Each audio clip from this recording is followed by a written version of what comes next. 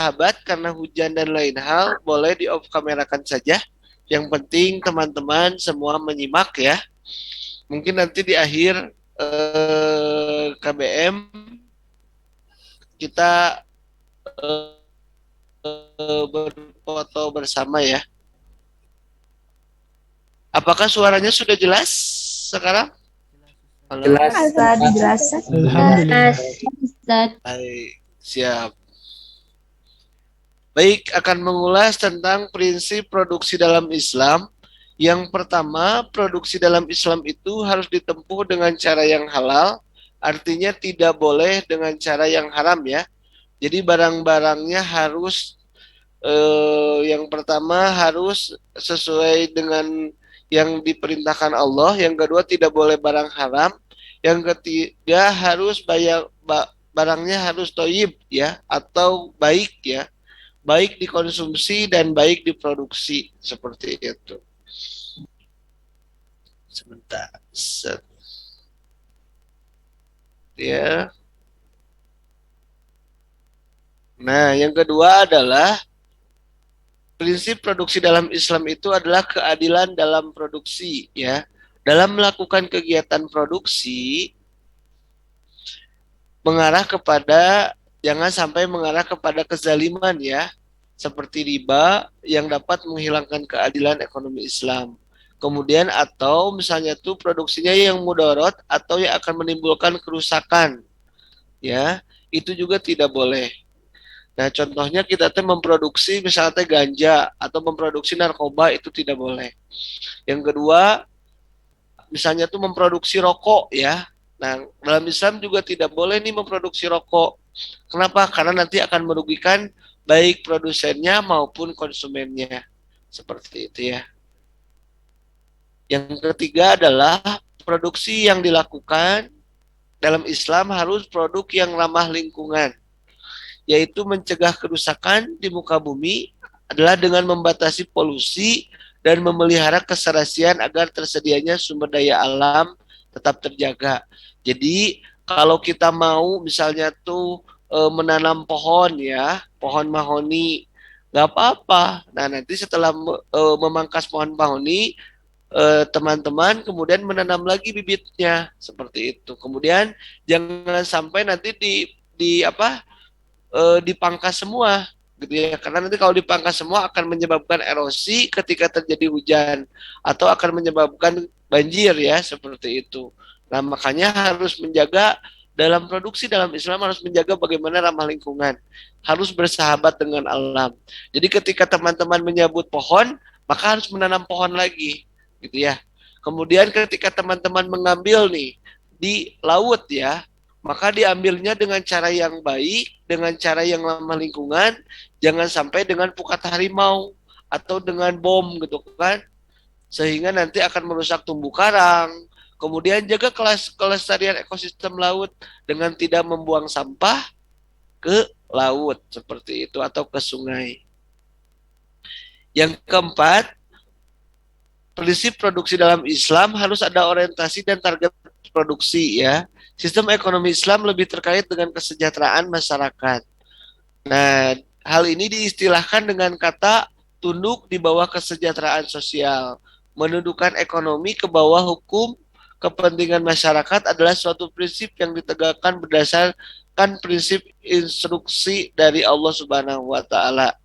Target yang dicapai untuk mencapai swasembada di bidang komoditi atau swadaya jasa yang selanjutnya menciptakan kehidupan yang layak yang dianjurkan Islam bagi manusia. Untuk itu, produksi mempunyai tujuan. Yang pertama, target swasembada individu, kemudian target swasembada masyarakat atau umat ya. Nah, biasanya di sini ada target perorangan, ada target per kelompok gitu ya.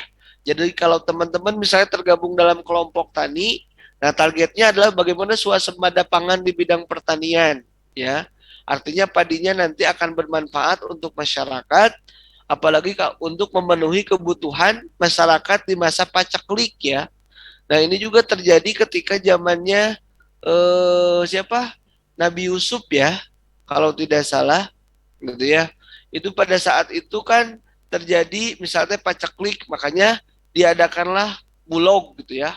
Diadakan bulog untuk apa? Untuk menampung sebelum masa pacaklik. Di mana masa pacaklik, barang-barang yang ditimbun disimpan sementara itu dikeluarkan. Untuk apa? Untuk memenuhi kebutuhan masyarakat. Seperti itu. Yang kelima adalah produksi dalam Islam itu harus sesuai dengan kebutuhan masyarakat. Produksi dimaksudkan adalah untuk memenuhi kebutuhan individu dan masyarakat, serta mencapai kemakmuran. Kebutuhan harus dipenuhi berdasarkan prioritas yang ditetapkan agama, terpeliharanya nyawa, akal dan keturunan atau kehormatan, serta untuk kemakmuran material. Ya, menurut Mustafa Edwin Nasution halaman 112.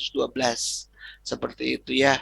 Nah, teman-teman nanti ketika melakukan produksi itu juga harus survei kira-kira apa yang dibutuhkan oleh masyarakat ya. Jangan sampai kita memproduksi sesuatu yang tidak dibutuhkan oleh masyarakat sehingga nanti nilai manfaatnya akan kecil dan mudorotnya akan besar seperti itu ya.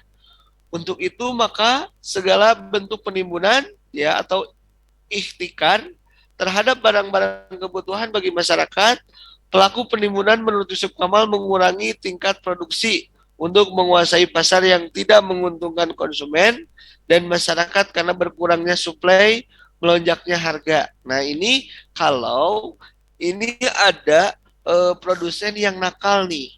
Tetapi kalau tujuannya adalah menimbun untuk kebaikan, artinya untuk mengatasi di masa pacaklik atau masa gagal panen, itu diperbolehkan. Tapi nanti ketika memberikan harganya, bulog itu tidak boleh di atas harga pasar, gitu ya. Karena akibat daripada apa penimbunan ini nanti akan mengakibatkan harga menjadi naik seperti itu ya. Nah, di sini nanti ada peran pemerintah untuk mengatur harga. Kemudian apa sih tujuan produksi dalam Islam? Tujuannya yang pertama adalah pemenuhan kebutuhan manusia pada tingkat moderat ya. Dalam pemenuhan kebutuhan pada tingkat moderat ini menimbulkan dua implikasi. Yang pertama adalah produsen hanya menghasilkan barang dan jasa yang menjadi kebutuhan. Barang dan jasa harus memiliki manfaat yang real bagi kehidupan, bukan memberikan kepuasan maksimal saja, tetapi juga memenuhi unsur manfaat. Ini menurut Ari Kunto Al-Arif ayat halaman 153. Yang kedua adalah kuantitas produk yang harus diproduksi tidak berlebihan. Jadi nggak boleh memproduksinya berlebihan. Dengan maksud bahwa barang yang diproduksi secara berlebihan akan menyebabkan misalokasi dalam pengelolaan sumber daya ekonomi dan menimbulkan kemubajiran serta terkurasnya sumber daya secara cepat padahal sumber daya itu seringkali jumlahnya terbatas. Seperti itu ya. Dalam Nur Ali Kunto Al-Arif halaman 153. Yang kedua adalah tujuan daripada produksi dalam Islam menemukan kebutuhan masyarakat dan memenuhi kebutuhannya. Meskipun produsen hanya menyediakan sarana kebutuhan, namun hal ini bukan berarti produsen bersifat pasif atau reaktif terhadap kebutuhan manusia, hanya memproduksi barang berdasarkan permintaan konsumen saja. Produsen harus menjadi sosok yang kreatif, proaktif, dan inovatif dalam menemukan barang dan jasa apa yang menjadi kebutuhan manusia dan kemudian memenuhi kebutuhan tersebut ya. Jadi nanti seorang produsen harus kreatif nih, harus proaktif. Kira-kira apa nih inovasinya? Kan kalau misalnya tuh cirengnya gimana yang inovasi? Ada cireng baso, ada cireng sosis, ada cireng keju, ada cireng ayam, ada cireng sapi, gitu ya. Ada cireng balado, ada cireng macam-macam seperti itu. Sampai ada cireng coklat misalnya tuh. Yang ketiga, tujuan dari produksi dalam Islam adalah menyiapkan persediaan barang dan jasa di masa depan. Ya, hal ini kenapa dilakukan? Pertama, harus mampu menghasilkan barang dan jasa yang bermanfaat bagi kehidupan mendatang. Produsen harus mampu melakukan pengembangan produksi yang dapat memberikan kemaslahatan bagi umat di masa yang akan datang. sesuai dengan syariat Islam tentunya, ya, yang memberikan manfaat real terhadap umat. Yang kedua, menyadari bahwa sumber daya ekonomi tidak hanya diperuntukkan bagi manusia yang hidup sekarang, tetapi juga bagi generasi masa yang akan datang, ya. Makanya ada peribahasa kadang-kadang kakek gitu ya. Kenapa kakek menanam pohon rambutan sekarang? Padahal kan kakek tidak akan menikmati oleh kakek gitu ya. Nah, kakek itu berpikir bahwa yang menikmati pohon rambutan yang kakek tanam hari ini itu adalah yang menikmatinya adalah anaknya, cucunya, dan cicitnya atau generasi mendatang gitu ya, seperti itu. Nah, maka daripada itu perlu melakukan riset dan pengembangan sebagai efisiensi dalam pengelolaan sumber daya ekonomi dan mencari teknologi ramah lingkungan dengan tujuan adalah memenuhi berbagai kebutuhan generasi di masa yang akan datang. Yang keempat adalah tujuan produksi adalah pemenuhan sarana bagi kegiatan sosial dan ibadah kepada Allah. Produsen yang islami akan mampu memaksimalkan keuntungan materi dan sekaligus memberikan keuntungan kepada masyarakat dan agama, ya. Jadi maksudnya apa nih? Dari keuntungan yang diperoleh dari keuntungan materi ini, nah nanti disedekahkan atau diinfakkan atau dijakatkan untuk apa? Untuk kebutuhan agama. Supaya agama ini tegak, agama ini berdiri tegak, dan masyarakat terpenuhi, ya, seperti itu. Contohnya dengan apa? Dengan membayar zakat, ya, baik zakat fitrah, zakat mal, gitu kan. Kemudian pajak, seperti itu. Itu tujuannya apa? Untuk memenuhi sarana bagi kehidupan sosial dan ibadah. Yang nantinya diperuntukkan untuk membuat masjid, untuk membuat sarana pendidikan. Kemudian faktor produksi menciptakan manfaat di mana manusia hanya mampu menciptakan sehingga praktek ekonomi Islam terdapat faktor-faktor, ya, antara lain. Jadi faktor produksi, ya, faktor produksinya antara lain yang pertama tanah. Islam telah mengakui tanah sebagai faktor produksi, tetapi tidak serta-merta dalam arti yang sama digunakan pada zaman modern. Dalam tulisan klasik, tanah dianggap sebagai faktor produksi yang penting, mencakup semua sumber daya alam yang digunakan dalam proses produksi, umpamanya permukaan bumi, kesuburan tanah, sifat-sifat sumber daya udara, air, mineral, dan seterusnya. Ya, yang yang kedua adalah tenaga kerja, teman-teman. Tenaga kerja juga dalam Islam, buruh bukan hanya suatu jumlah usaha atau jasa yang ditawarkan untuk dijual pada para pencari tenaga kerja. Mereka mempekerjakan buruh mempunyai tanggung jawab moral dan sosial. Ukuran moral dan sosial buruh sebagai faktor produksi tidak jelas terdapat dalam ilmu ekonomi sekuler. Namun dalam Islam, buruh digunakan dalam arti yang lebih luas namun lebih terbatas. Lebih luas karena hanya memandang pada penggunaan jasa buruh di luar batas-batas pertimbangan keuangan. Terbatas dalam arti itu bahwa seorang pekerja tidak secara mutlak bebas untuk berbuat apa saja yang dikehendaki dengan tenaga kerjanya itu. Maksudnya apa? Nah, jadi tenaga kerja ini tidak hanya untuk memproduksi barang saja, tapi dalam Islam itu sebagai dakwah juga, ya. Contohnya di Darut Tauhid nih, teman-teman. Misalnya itu Ustadz kerja di Darut Tauhid, ya, jadi santri karya. Nah, di santri karya di Darut Tauhid, kita tidak hanya bagaimana memberikan pelayanan terhadap umat, terhadap santri, ya, baik itu mahasiswa maupun siswa. Tetapi bagaimana nanti tenaga kerja atau santri kerja ini memiliki kualitas ibadah yang baik. Dengan apa? Salah satunya dengan diberlakukannya mutabaah yaumiyah, ya. Nanti kita setiap pada maghrib harus laporan nih, harus laporan tahajudnya berapa, sholat duhanya berapa, tilawahnya berapa, saumnya berapa, baca istighfarnya berapa, kemudian baca sholawatnya berapa. Nah, ini adalah salah satu bagaimana tenaga kerja ini adalah ajang bagaimana untuk mendekatkan diri kepada Allah. Dan sekaligus juga jadi dakwah, ya. Seperti itu. Karena sebetulnya dengan ibadah yang baik, maka kualitas tenaga kerjanya pun akan lebih baik, akan jauh dari hal yang sia-sia. Seperti itu. Yang ketiga adalah faktor produksi. Yang ketiga adalah modal. Modal dapat juga tumbuh dalam masyarakat yang bebas bunga ya.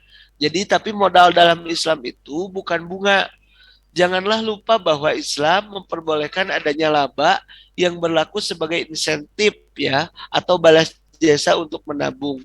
Walaupun ada larangan akan bunga, itu tidak berarti bahwa tidak terdapat biaya modal dinyatakan dalam segi penggunaan alternatif. Karena itu tingkat keuntungan pada usaha yang khusus antara lain adalah digunakan sebagai salah satu sarana penentuan modal. Nah, nanti Ustadz bagaimana kalau tidak ada bunga? Nah, dalam Islam itu dikenal dengan bagi hasil ya, bagi hasil usaha seperti itu. Bagi hasil usaha ini konsepnya bisa 50-50, bisa 30-70, bisa 20-80 ya, atau 60-40 bisa seperti itu. Itu sesuai dengan kesepakatan. Jadi dalam Islam tidak boleh mengenal yang namanya riba atau bunga ya. Seperti itu. Dan Ustaz, bagaimana keuntungan di dalam Islam? Nah, keuntungan dari dalam Islam adalah keuntungan dari proses jual beli, bukan proses pinjam meminjam ya. Jadi kalau proses pinjam meminjam itu mutlak tidak boleh ada kelebihan atau tidak boleh bunga. Tapi kalau dalam jual beli boleh menaikkan harga ya, asalkan memenuhi rasa keadilan seperti itu. Yang keempat adalah faktor produksinya adalah organisasi ya. Organisasi adalah upaya mulai sejak ditimbulkannya ide, usaha dan barang apa yang ingin diproduksi, berapa dan jumlahnya berapa, kuantitasnya berapa. Bagaimana angan-angan manajer, kemudian ide tersebut diaplikasikan, dicarikan apa saja keperluan yang termasuk ke dalam faktor produksi. Nah, berbeda dengan faktor produksi dalam ekonomi konvensional. Yang pertama kalau di ekonomi konvensional itu ada tanah, yang kedua tenaga kerja, yang ketiga modal. Nah, kalau dalam ekonomi konvensional yang terakhir itu adalah kewirausahaan. Nah, kalau dalam ekonomi Islam ada yang disebut dengan organisasi ya. Karena organisasi ini nanti yang mewadahi kegiatan produksi. Nah, selanjutnya adalah baik. Selanjutnya yang ada juga yang disebut dengan biaya produksi ya. Jadi sebetulnya kalau di dalam ekonomi konvensional, empat faktor produksinya yang pertama ada tanah, yang kedua ada tenaga kerja, yang ketiga modal, yang keempat kewirausahaan. Nah, kalau dalam ekonomi Islam, yang pertama adalah tanah, yang kedua tenaga kerja, yang ketiga adalah modal, yang keempat adalah organisasi. Ya, itu perbedaannya. Selanjutnya kita akan membahas, tadi sudah faktor-faktor produksi, selanjutnya kita akan membahas biaya produksi. Biaya produksi adalah biaya yang harus dikeluarkan oleh pengusaha untuk dapat menghasilkan output ya, atau barang yang dihasilkan. Oleh karena itu, produksi dapat dilaksanakan apabila tersedianya faktor produksi. Faktor produksi tersebut harus dibeli karena bukan barang yang bebas, melainkan barang ekonomi yang jumlahnya itu langka ya, atau scarcity. Biaya produksi adalah biaya yang dikeluarkan untuk mengelola bahan baku menjadi produk bahan jadi. Biaya ini dikeluarkan oleh Departemen Produksi yang terdiri dari biaya bahan baku, biaya tenaga kerja langsung, dan biaya overhead pabrik.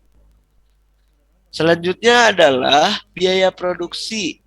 Adalah biaya yang harus dikeluarkan oleh pengusaha untuk dapat menghasilkan output.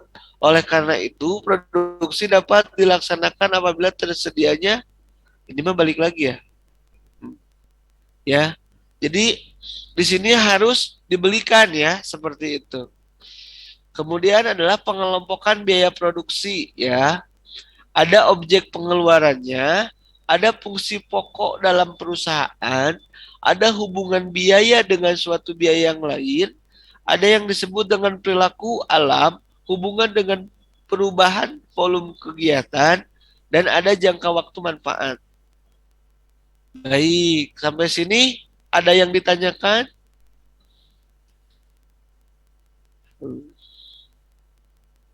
Halo?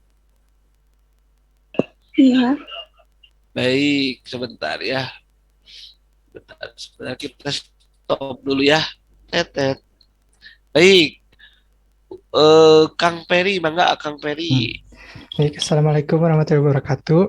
Waalaikumsalam warahmatullahi wabarakatuh. Bismillah, Ustadz izin bertanya tentang eh, mudorobah atau modal yang sistem bagi hasil.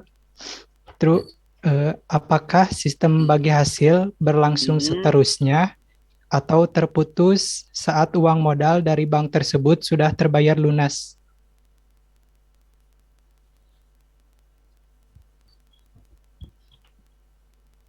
Ustadz, apakah terdengar?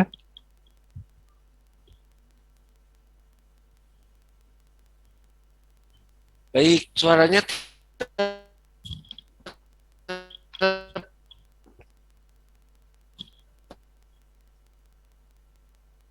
patah-patah. Boleh dimatikan dulu kameranya, Nah, Ustaz. ini jadi Kemudian tentang diulang lagi ya, tentang ini mudharabah. ya tentang mudorobah.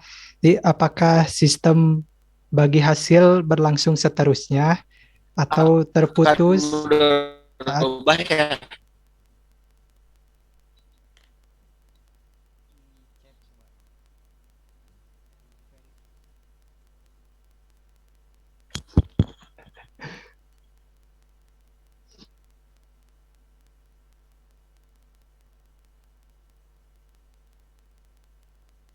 Baik,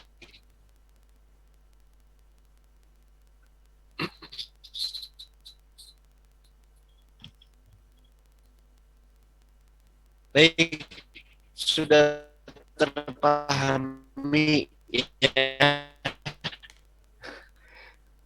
Apakah pertanyaannya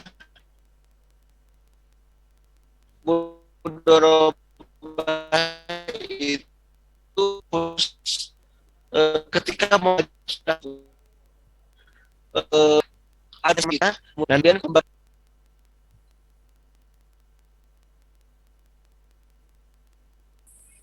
Baik, halo,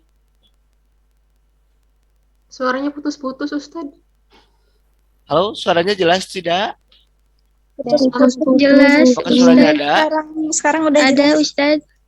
tadi Baik, terputus-putus? karena sinyalnya tidak awo, sinyalnya sedang hujan jadi jelek, maka kameranya di off kan ya, supaya jelas. Jadi, apakah di mudharabah itu akadnya itu berlangsung walaupun sudah modalnya kembali atau bagaimana ya, seperti itu. Jadi dalam Islam itu akad itu sangat penting ya. Perjanjian itu sangat penting karena nanti akan menentukan berapa lama akad itu berlangsung. Nah, nanti kalau akadnya itu misalnya itu dilanjutkan, maka akan membuat akad yang baru. Jadi itu nanti akan ada sesuai dengan waktu akadnya.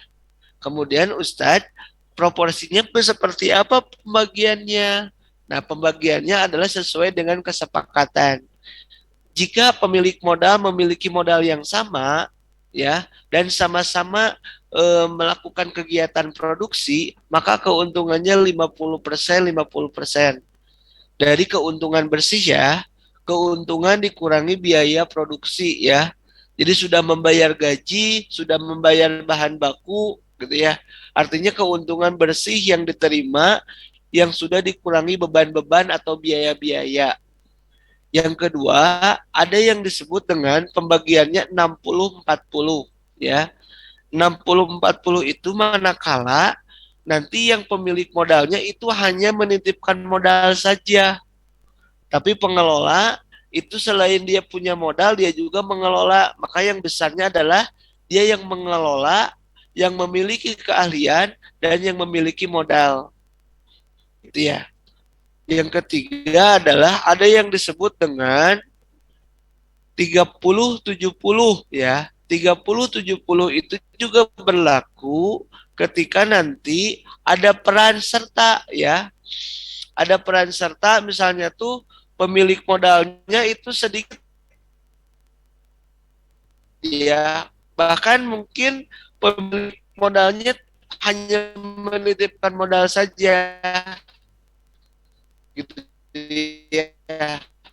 Tetapi yang nanti akan melakukan kegiatan adalah akan lebih besar atau yang disebut dengan pengelola. Kan dalam perjanjian nanti ada yang dia memiliki keahlian, ada dia yang punya kelebihan modal. Nah, kemudian keduanya melakukan yang namanya kerjasama gitu ya. Nah, nanti untuk pembagiannya sesuai dengan kesepakatan tadi. Apakah Ustadz ketika modalnya sudah kembali, apakah perjanjiannya dilanjutkan? Itu tergantung kesepakatan gitu ya. Biasanya kalau modalnya sudah kembali, maka kontraknya terhenti. Dan kalau mau dilanjut, maka akan membuat akad baru seperti itu. Itu Ustadz Peri. Baik, selanjutnya Ustadz Fahri Arik Arauf. Assalamualaikum Ustadz, izin off cam ya Ustadz. Boleh Sinyalnya Ustadz. kurang baik. Betul, sama ini juga. Jadi silahkan. Apa yang dimaksud dengan target swasembada individu dan target swasembada masyarakat dan ya. umat? Terima kasih Ustadz. Baik. Yang disebut swasembada itu adalah bagaimana tercapainya target produksi, teman-teman. Jadi ada yang disebut target produksi individu, ada yang disebut target produksi masyarakat ya atau sosial. Nah, target individu ini adalah bagaimana setiap orang itu memiliki target untuk bagaimana dalam memproduksi itu target produksinya maksimal gitu. Artinya target yang ditentukannya 100, maka 100 itu harus tercapai seperti itu. Kemudian ada yang disebut dengan target kelompok ya. Target kelompok ini biasanya adalah satu kampung yang kampung itu adalah kegiatannya memproduksi. Contoh misalnya tuh ya di Ciwidey ya. Pada mengenal Ciwidey? Ya, Ciwidey itu terkenal dengan stroberinya ya. Nah, makanya nanti akan ada kelompok paguyuban pengusaha Ciwidey, pengusaha stroberi ya. Nah, nanti setiap anggota yang masuk ke dalam paguyuban stroberi itu dia harus memproduksi misalnya tuh stroberi dalam satu hari itu berapa kali panen, berapa kilo panennya seperti itu. Nah, kalau kebutuhan stroberinya terpenuhi, maka nanti ketika ada wisatawan yang datang ke Ciwidey, mau ke Cimanggu, mau berendam atau mau ke Patuha ya, atau mau ke Kawah Putih kan, nanti oleh-olehnya adalah stroberi seperti itu ya, seperti itu. Nah, yang kedua misalnya tuh teman-teman kenal dengan wisata Lembang ya. Wisata Lembang kan terkenal dengan susu Lembangnya misalnya tuh. Nah, biasanya susu Lembang itu adalah gabungan dari kelompok peternak susu perah ya. Nah, itu biasanya setiap pagi dan sore itu harus menyetorkan, menargetkan seperti itu bagaimana produksinya itu tercapai. Misalnya tuh satu hari satu sapi itu harus produksi 10 liter misalnya tuh. Nah, makanya apa yang harus dilakukan seperti itu. Jadi swasembada itu adalah kecukupan ketercapaian target produksi. Ada target individu dan ada target kelompok atau sosial masyarakat seperti itu. Itu Ustadz Fahri. Ya Ustadz, terima kasih. Baik. Yang mau bertanya ini teh Silpa Rahayu Putri. Ya Ustadz. Silahkan. Bertanya Ustadz, maaf sebelumnya off cam. Boleh, tidak apa-apa. Upaya memaksimalkan keuntungan itu membuat sistem ekonomi konvensional sangat mendewakan. produktivitas dan efisiensi ketika berproduksi. Nah, yang dimaksud mendewakan ini apa, Ustadz? Mendewakan produktivitas itu apa? Terima kasih. Baik. Jadi kalau yang disebut dengan produktivitas adalah jumlah barang yang dihasilkan seperti itu ya. Jadi kalau di ekonomi konvensional itu tidak ada kata istirahat gitu ya. Jadi setiap orang itu adalah sama dengan binatang, harus menghasilkan produk ya. Dalam satu kali dalam 8 jam itu harus berapa yang dihasilkan seperti itu ya. Kadang-kadang kalau di pabrik-pabrik yang non muslim itu waktu istirahatnya cuma sebentar gitu ya. Waktunya sholat kan tidak langsung sholat gitu ya. Waktunya sholatnya nanti pas jam istirahat seperti itu ya. Nah, seperti itu. Yang mendewakan produktivitas itu adalah kadang-kadang di dalam ekonomi konvensional itu tidak ada jam istirahat. Kalaupun ada jam istirahatnya itu terbatas. Nah, kalau dalam ekonomi Islam, produktivitas itu menjadi target ya. Artinya setiap orang harus bekerja dengan sungguh-sungguh dan menghasilkan barang dan jasa yang baik. Tetapi ketika waktunya istirahat, waktu sholat, maka harus sholat gitu ya. 15 menit, 10 menit sebelum azan, berhenti dulu aktivitas ya. Kemudian sholat ya. Nah, ini terjadi juga di beberapa usaha ya.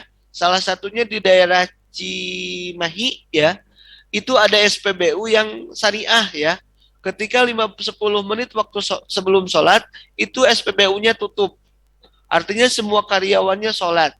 Kemudian diinformasikan, waktu sholat tinggal 10 menit lagi. Kepada karyawan dan konsumen, silahkan mengambil air wudhu dan melaksanakan sholat berjamaah di masjid. Kan subhanallah. Jarang. Kalau SPBU yang lain yang bukan pemiliknya muslim mungkin, atau yang tidak islami, mau maghrib, mau isya, mau duhur, mau asar, pabras aja gitu kan. Tidak berhenti. Ini mas semuanya terhenti, aktivitas produksinya, aktivitas jualannya, dan semuanya melaksanakan sholat. Seperti itu. Seperti itu. Nah yang kedua, dalam ekonomi konvensional sangat mendewakan yang namanya bunga ya. Jadi keuntungan dari bunga gitu ya. Jadi ketika investasi, bunganya berapa persen nih? Gitu ya. Nah, yang namanya bunga itu tidak mengenal keuntungan kerugian. Pokoknya sudah dipatok seperti itu. Mau untung mau rugi bunganya misalnya itu 10%. Seperti itu. Nah, kalau dalam ekonomi Islam, yang namanya bagi hasil itu adalah diperoleh dari keuntungan. Bagaimana Ustadz kalau terjadi rugi? Kalau terjadi rugi itu ditanggung bersama-sama dan tidak ada pembagian keuntungan. Artinya labanya ditahan. Karena tidak ada untung, tidak ada pembagian hasil. Yang ada adalah bagaimana berpikir bersama-sama untuk menyelesaikan masalah tadi, kerugian tadi. Apakah misalnya tuh produksinya yang salah atau apa yang salah? Gitu ya. Dengan 3 semangat ya. Yang pertama adalah semangat bersaudara, yang kedua adalah semangat apa? Semangat solusi gitu ya. Yang ketiga adalah semangat sukses bersama. Seperti yang disampaikan Guru Nda Agim kan, 3 semangat. Itulah semangat ekonomi Islam. Harus semangat bersaudara, artinya antara investor dan antara pengelola dan pemilik modal itu harus bersaudara. Bagaimana menjalin kebersamaan untuk bagaimana memakmurkan ya atau mensukseskan perusahaan. Karena dalam perusahaan ini ada yang namanya organisasi, tidak hanya investor, tidak ada pengelola, tapi di situ ada karyawan. Ya, karyawan ini yang memiliki keluarga yang nantinya akan mensejahterakan anak cucunya seperti itu. Gitu. Nah, kalau di ekonomi konvensional kan pokoknya mah bunganya segitu, mau rugi pokoknya segitu. Nanti yang ruginya, nah, masalahnya nanti kalau terjadi kerugian di konvensional dia akan memanipulasi data, gitu ya, akan memanipulasi data sehingga nanti tidak terlalu rugi. Nah kalau di dalam ekonomi Islam karena semangat bersaudara ya, semangat bersaudara. Jadi ketika ada masalah, yuk kita duduk bersama, pecahkan bersama. Dengan cara apa? Dengan cara musyawarah, ambil secara mufakat, gitu ya. Tidak debat kusir seperti itu. Baik, bisa dipahami ya. Selanjutnya, Ya, Akang. terima kasih. Baik. Naufal Hakim, mangga silahkan. Assalamualaikum Ustadz, Afwan sebelumnya mohon izin off cam karena Boleh. kamera. Izin bertanya Ustadz, bagaimana atau apa yang harus dilakukan ketika target swasembada masyarakat dan umat tidak tercapai maksimal? Baik. Baik, yang pertama adalah harus melakukan evaluasi ya, PDLT kata Agima, perbaiki diri, lakukan yang terbaik. Yang pertama adalah organisasi atau komunitas yang ada di perusahaan itu adalah harus menganalisis nih. Jadi ini pekerjaan siapa? Pekerjaan direktur ya. Direktur sumber daya manusia atau HRD ya. Kalau sekarang dikenal dengan HRD. Nah, ini harus menganalisis nih, kenapa targetnya tidak tercapai. Nah, nanti tanya ke bagian produksi apa permasalahannya. Mungkin yang pertama karena misalnya bahan bakunya sulit. Yang kedua, karena mesinnya sudah tua, gitu ya. Kemudian yang ketiga kurang inovasi, gitu ya. Sehingga nanti kurang, gitu ya. Yang keempat mungkin kalau dalam ekonomi Islam adalah kualitas ibadah setiap individu yang melakukan kegiatan produksi itu berbeda-beda, gitu ya. Karena sebetulnya yang membuat lembaga atau organisasi itu baik itu adalah salah satunya adalah kualitas daripada ibadah daripada tenaga kerja tersebut, gitu ya. Jadi kalau kualitas tenaga kerjanya baik ya, ibadahnya bagus, maka nanti produksi atau kualitas produktivitasnya juga akan baik, gitu ya. Bahkan ada yang membuat ini kalau ibadahnya baik, maka semuanya akan baik, gitu ya. Ada sebuah kata mutiara yang sangat luar biasa. Artinya apa? Kualitas ibadah itu akan menentukan produktivitas, gitu ya. Jadi tadi harus melakukan 3 semangat ya. Semangat bersaudara, ya, tidak saling menyalahkan ketika ada satu kegagalan, tidak mencapai target, jangan menyalahkan kamu sih salah, kamu nih salah, jangan. Tetapi yuk kita bersaudara, apa permasalahannya? Kita akan cari permasalahannya PDLT nih. PDLT di tingkat manajer, PDLT di tingkat bawah, sampai ke tingkat yang paling bawahnya, gitu ya. Sampai ke tingkat bagian produksinya harus PDLT, kira-kira apa nih kelemahannya. Kemudian yang kedua adalah semangat untuk sukses bersama. Di sini harus ada targetan. Ketika targetnya tidak sembang, ketika ketika targetnya tidak tercapai, maka kita harus ingat bahwa kita harus sukses bersama nih.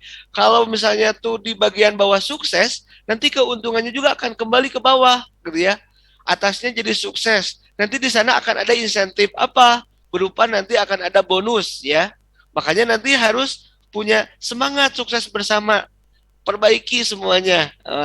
Yang ketiga adalah semangat mencari solusi, gitu ya. Mencari solusi bersama-sama. Jangan menyalahkan, karena dengan menyalahkan semuanya tidak akan selesai. Yang ada dongkol, yang ada kesel dan kecewa, gitu kan? Makanya, yuk kita cari solusinya. Nah, kalau misalnya tuh masalahnya karena pendidikannya rendah, maka upgrading nih, lakukan pelatihan, gitu ya. Lakukan pembinaan, lakukan pelatihan, kemudian disekolahkan, kemudian diberikan pengetahuan. Karena dengan diberikan pengetahuan, dia akan memiliki inovasi. Dia akan memahami teknologi sehingga produktivitasnya meningkat. Gitu ya. Kalau nanti masalahnya di bahan baku, berarti nanti harus mencari nih penor-penor yang lain yang bisa memasuk bahan baku. Seperti itu. Baik. Itu ya, Kang Nopal. Jadi harus semangat 3 sa ya. Yang pertama bersaudara, sukses bersama, dan semangat mencari solusi. Yang kedua adalah PDLT, perbaiki diri, lakukan yang terbaik ya.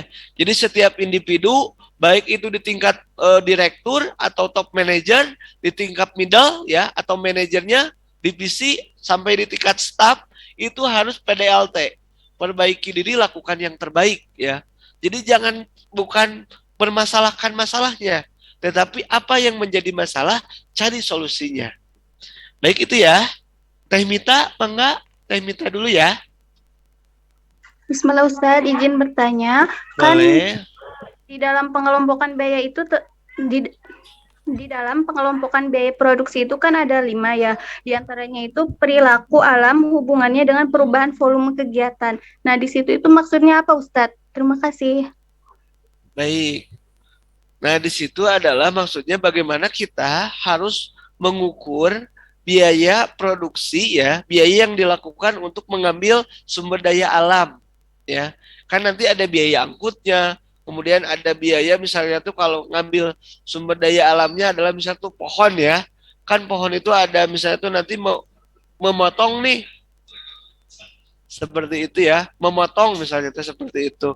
Nah, itu juga kan harus ada ininya gitu ya. Harus ada biayanya. Nah, nanti diperhitungkan biayanya. Jadi biaya untuk memotong, kemudian untuk mendistribusikan sumber daya alam, kemudian bagaimana biaya untuk menanam lagi sumber daya alam yang sudah kita ambil.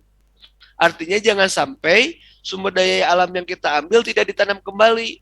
Nanti akan menimbulkan erosi atau bencana alam yang lain mengakibatkan longsor seperti itu ya. Nah, makanya harus diperhitungkan. Nanti harus bisa berpikir bagaimana amdalnya aman terhadap lingkungan sekitar. Jangan sampai nanti kegiatan misalnya tuh kegiatan penggalian akan merusak kehidupan ekosistem yang ada di hutan atau lingkungan sekitarnya. Jangan sampai jalan jadi rusak gitu ya. Kalau jalan rusak diperbaiki dulu nih supaya nanti jalur distribusi barang dan jasa itu mudah seperti itu. Itu ya. Gitu. Terima kasih, Ustadz. Baik, Teh Ramawati, silahkan. Bismillah Ustaz, izin bertanya, apa faktor yang paling penting dalam sebuah usaha, Ustaz? Baik, yang paling penting dalam sebuah usaha adalah kalau dari 4 faktor ya, ada yang pertama adalah tanah, yang kedua adalah tenaga kerja atau SDM, yang ketiga adalah modal, dan yang empat adalah keahlian atau kewirausahaan atau yang disebut dengan organisasi. Yang paling penting itu adalah SDM atau kalau di dalam ekonomi Islam dikenal dengan sumber daya insani ya. Ya, yang paling penting itu bagaimana mengelola yang namanya SDM. Kalau mengelola SDM-nya baik, ketika kita tidak memiliki tanah, kita bisa sewa ya. Ketika tidak memiliki modal, maka kita bisa investasi atau kita bisa menarik investor, gitu ya. Ketika tidak memiliki keahlian, maka diberikan pelatihan, insya Allah bisa. Nah, maka yang paling penting adalah bagaimana menjaga kualitas SDM, bagaimana ibadahnya harus baik, SDM itu, kemudian produktivitasnya harus terukur sesuai dengan kemampuannya. Jangan sampai kita menyerahkan segala sesuatu kepada yang bukan ahlinya, maka nanti akan menimbulkan kehancuran atau kerusakan. Tapi ketika kita menyerahkan kepada ahlinya, maka itu akan menimbulkan kebahagiaan, kemanfaatan dan kemakmuran serta kemaslahatan ya, yang nantinya akan mencapai falah, kebahagiaan di dunia dan di akhirat ya. Jadi apa yang harus dilakukan? Yang paling penting adalah bagaimana menjaga kualitas SDM dari kualitas ibadahnya. Karena kalau sudah ibadahnya baik, dia akan produktivitasnya baik, ibadahnya baik, tidak akan melakukan kejelekan atau kejahatan, dan tidak akan melakukan korupsi. Seperti itu. Kalau misalnya tuh baik. Yang keempat adalah kita harus menjaga yang namanya insentif atau balas jasa nih teman-teman. Seperti itu. Orang akan loyal kalau gajinya sesuai dengan pekerjaannya. Seperti itu. Dan harus dikomunikasikan dalam Islam. Tidak boleh sepihak gitu ya. Jadi kalau misalnya itu karena kita baru membangun usaha, boleh nggak gajinya segini? Misalnya tuh nanti, tapi kalau sudah besar, gajinya meningkat. Seiring apa? Seiring keuntungan yang diperoleh oleh perusahaan. Seperti itu.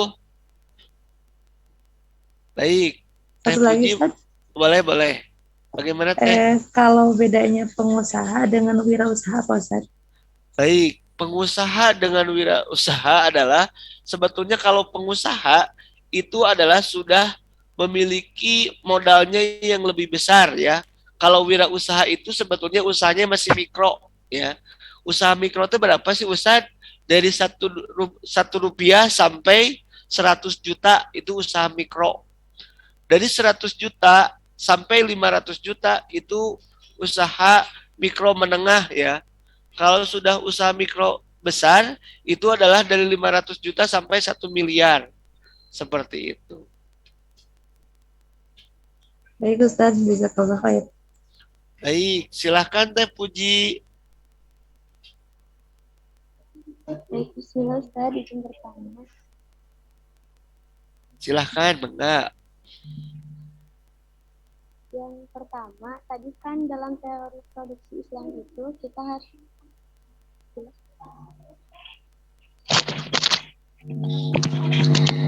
Yang pertama, tadi kan dalam teori produksi Islam itu kita harus mengetahui kebutuhan kebutuhan masyarakat gitu ya Ustaz. Berarti kalau seperti itu tidak akan ada variasi dalam produk Ustaz. Atau juga kemungkinannya produksinya monoton. Kemudian yang kedua, apa bedanya investasi dan menimbun Ustaz? Baik. Jazakallah khair. Bangga. Baik, yang pertama adalah kenapa kita harus survei pasar gitu ya. Harus mengetahui apa kebutuhan daripada konsumen. Bukan berarti nanti kalau sudah tahu kebutuhan konsumen itu jadi monoton. Enggak lah. Dengan mengetahui apa yang dibutuhkan konsumen, justru nanti produk yang kita hasilkan itu akan menjadi efektif dan efisien. Karena barang yang kita produksi itu dibutuhkan oleh masyarakat. Nah, bagaimana Ustadz supaya tidak monoton? Yang pertama adalah melakukan pelatihan atau pendidikan. Ya, tujuannya apa? Untuk memberikan inovasi. Ya, makanya akan berbeda nih pendidikan lulusan SMA dengan pendidikan lulusan sarjana, magister atau doktor. Dari segi level gajinya juga akan berbeda. Kenapa? Karena level pendidikannya berbeda dan keahliannya berbeda. Seperti itu. Jadi jelas tidak akan monoton. Justru dengan adanya survei pasar ya, yang 3 misalnya tuh ya, barang apa yang akan diproduksi dan jumlahnya berapa, itu supaya apa? Supaya kita tidak mubazir atau mubah gitu ya, atau tidak sia-sia. Yang kedua adalah misalnya tuh bagaimana cara memproduksinya? Apakah dengan padat modal atau padat teknologi ya? Kalau padat modal berarti itu padat teknologi. Berarti dia menggunakan dengan teknologi ya. Kalau padat karya itu menggunakan tenaga manusia yang banyak seperti itu. Nah, itu menjadi pilihan. Yang ketiga adalah ketika memulai usaha adalah yang ketiga adalah untuk siapa barang ini diproduksi. Siapa segmennya? Apakah anak-anak, remaja, dewasa, orang tua, atau misalnya semua kalangan. Ini untuk apa? Untuk bagaimana target pasar itu atau target swasembada itu ditentukan seperti itu. Itu ya. Itu yang pertama. Nah, yang kedua tadi itu apa? Yang keduanya, apa bedanya investasi sama menimbun? Baik. Jadi investasi itu, kalau investasi itu bagaimana kita mengelola, jadi mengelola uang untuk dikelolakan ya, untuk dimanfaatkan supaya uang itu menjadi bermanfaat. Misalnya tuh nanti diinvestasikan untuk kegiatan produksi bala-bala misalnya tuh ya. Tujuannya kenapa? Karena masyarakat Jawa Barat kalau misalnya tuh, kalau setiap hujan sangat senang sekali dengan bala-bala. Nah, ada yang ahli membuat bala-bala, ada yang memiliki modal, ada juga yang dia punya keahlian tapi tidak memiliki modal, makanya diinvestasikan. Nah, tujuannya apa? Untuk memenuhi kebutuhan konsumen. Supaya konsumen terpenuhi ketika dingin-dingin ada bala-bala anget, pan enak, mantap. Jadi perutnya terpenuhi sehingga tidak asam lambung ya. Nah, kalau tidak asam lambung kan berarti otomatis ibadahnya akan menjadi baik kan? Tidak akan sakit gitu kan. Nah, kualitas ibadahnya akan baik, zikirnya akan luar biasa. Nah, kemudian apa bedanya dengan menimbun? Nah, menimbun adalah bagaimana menyimpan barang hasil produksi yang produk itu adalah akan menjadi langka atau diprediksi menjadi langka gitu ya. Contohnya adalah menimbun gas LPG. Kenapa ditimbun? Karena gas akan naik gitu ya. Ketika gas itu diumumkan akan naik, atau misalnya tuh ketika BBM akan dinyatakan naik, maka semua SPBU akan menutup SPBU-nya. Tujuannya apa? Untuk mencari keuntungan lebih besar ketika setelah diberlakukannya kenaikan harga, gitu ya. Nah, jadi ada yang menimbun baik, ada yang menimbun tidak baik ya. Menimbun yang baik itu adalah menimbun tujuannya bukan untuk menaikkan harga, tetapi untuk memenuhi kebutuhan masyarakat di masa paceklik atau di masa gagal panen. Itu sudah diisyaratkan oleh Nabi Yusuf kalau tidak salah, alaihissalam, pada saat itu terjadi, akan diinformasikan ya, dalam mimpinya akan terjadi yang namanya masa paceklik atau masa gagal panen. Maka sebelum gagal panen terjadi, ketika pada saat itu Nabi Yusuf menjadi seorang gubernur di Mesir, maka dia melakukan menimbun, membuat sebuah ruangan, yang ruangan itu berisi makanan atau gabah ya, yang nanti pada saat terjadi masa paceklik itu dikeluarkan, atau yang dikenal dengan saat ini dengan operasi pasar. Seperti itu, gitu ya. Tapi yang menimbunnya bukan individu, bukan perusahaan, tapi yang menimbunnya adalah negara atau pemerintah. Tujuannya bukan mencari keuntungan, tapi untuk bagaimana supaya harga itu stabil ya. Contoh nih, yang kedua misalnya tuh, pemerintah pada saat bulan Ramadan itu harga yang namanya gula putih itu melonjak naik ya. Dari biasanya Rp12.000 sampai ke Rp20.000 pada saat itu. Kenapa? Karena pasokan dari produsen itu terbatas, gitu ya, sehingga barang menjadi langka. Karena langka, gitu ya, harga menjadi naik seperti itu. Nah, ketika terjadi kenaikan harga, maka di sini sebagai pemerintah harus operasi pasar dengan apa? Dengan bulognya, menjual harga gula, harganya normal 12.500 seperti itu. Dengan demikian, ketika harganya ada pihak swasta yang menaikkan harga lebih besar, sedangkan pemerintah memberikan harga yang normal 12.000, maka harga yang mahal itu tidak akan dibeli, tapi yang dibelinya adalah harga yang normal. Nah, otomatis secara tidak langsung itu akan menurunkan harga seperti itu. Nah, tapi kalau menimbunnya untuk keuntungan pribadi atau profit oriented itu tidak diperbolehkan. Itu disebut ikhtiqor ya, kalau tidak salah. Seperti itu. Bisa dipahami? Baik Ustaz. Baik. Kalau investasi, adakah investasi yang dilarang dalam Islam, Ustaz?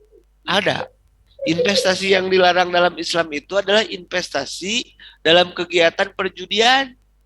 Misalnya teh untuk kasino gitu ya, atau misalnya teh investasinya untuk misalnya teh investasi di minuman keras, Homer misalnya teh ya, seperti yang dilakukan sebelumnya dulu Gubernur Jakarta ya, kan DKI Jakarta itu kalau tidak salah sebelum Pak Anies Baswedan itu punya investasi sahamnya 60%, 60% saham Homer atau minuman keras di Jakarta itu adalah milik Pemprov, kebayang tuh.